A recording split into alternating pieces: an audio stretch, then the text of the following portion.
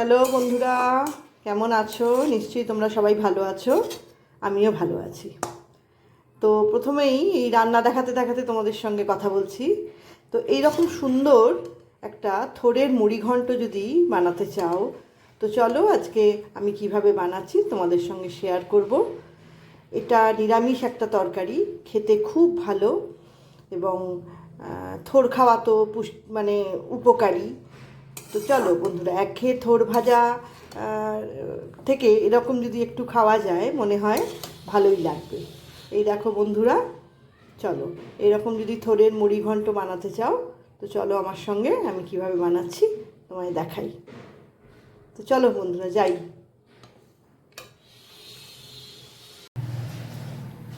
বন্ধুরা, আজ বানাবো থোড়ের মুড়িঘণ্ট। তো তার জন্য আমি কড়াইতে তেল চাপিয়ে দিয়েছি, আর এই যে থোড় অল্প করে সেদ্ধ করে রেখেছি, অল্প সেদ্ধ, খুব বেশি না। আর নিয়েছি একটু এই যে গোবিন্দভোগ চাল নিয়েছি, এটা ছাঁকনিতে ছেঁকে নিয়েছি যাতে জলটা না থাকে। তো প্রথমে করছি কি, আমি চালটাকে আগে একটু ভেজে নিচ্ছি।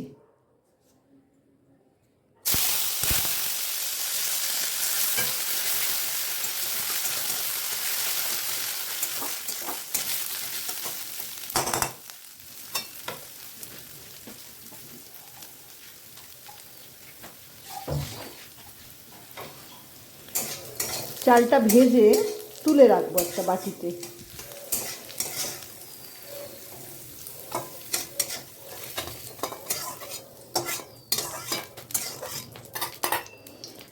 এবারে কড়াইতে তেল দেব। বেশি তেল খুব একটা লাগবে না, কারণ থোড়েতে খুব একটা তেল লাগে না।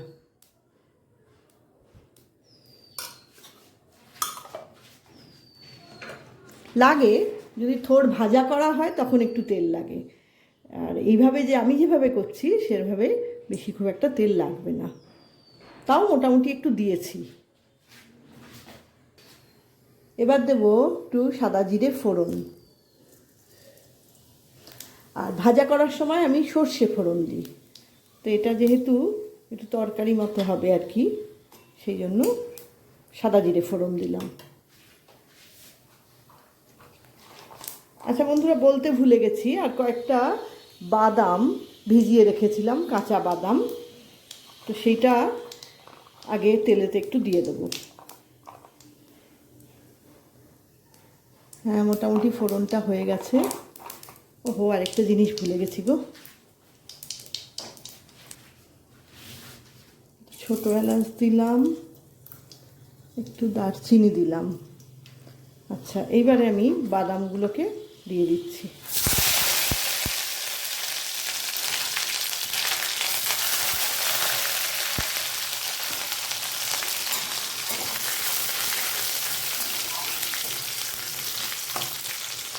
বাদামগুলো খুব বেশি ভাজবো না, মোটামুটি একটু ভাজবো।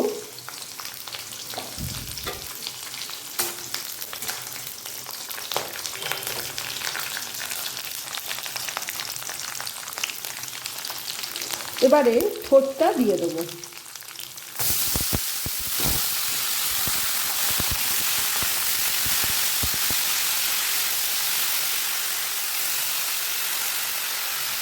এবার দেবো একটু নুন আর অল্প হলুদ।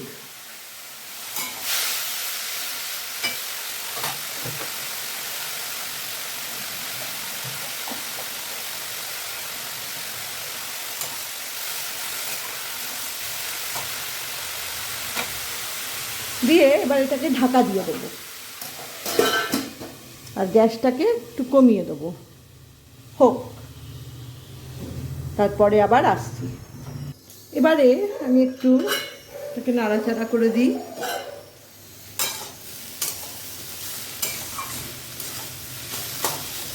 আচ্ছা, এবারে ভাজা চালগুলো দিয়ে দেবো।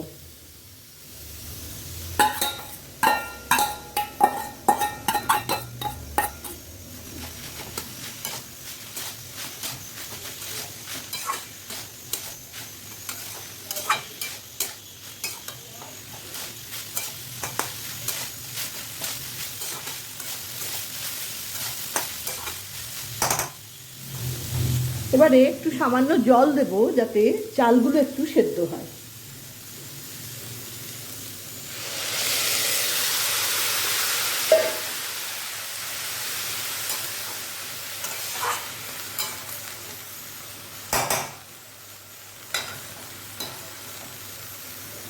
দিয়ে এবার ঢাকা দিয়ে দেবো, এবার আস্তে আস্তে হোক। আচ্ছা, মোটামুটি আমার হয়ে গেছে। এবারে একটু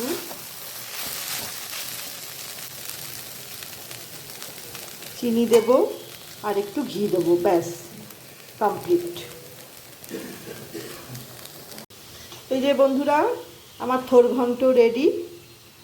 এবারে নামিয়ে নিচ্ছি। তো শেষে আমি একটু ঘি আর একটু গরম মশলা গুঁড়ো দিয়ে নাড়াচাড়া করেছি। এটাকে আমি বলবো যে থোড়ের মুড়ি ঘন্ট, কারণ মুড়ি ঘন্টতে তো যে কোনো মুড়ি ঘন্টেই চাল লাগে, তো সেই কারণে এটা তো এখন চাল দিয়ে করেছি, ওই জন্য এটা থোড়ের মুড়ি ঘন্ট। আর অল্প অল্প একটু চিনি দিয়েছি, মিষ্টি তো লাগেই নিরামিষ তরকারিতে।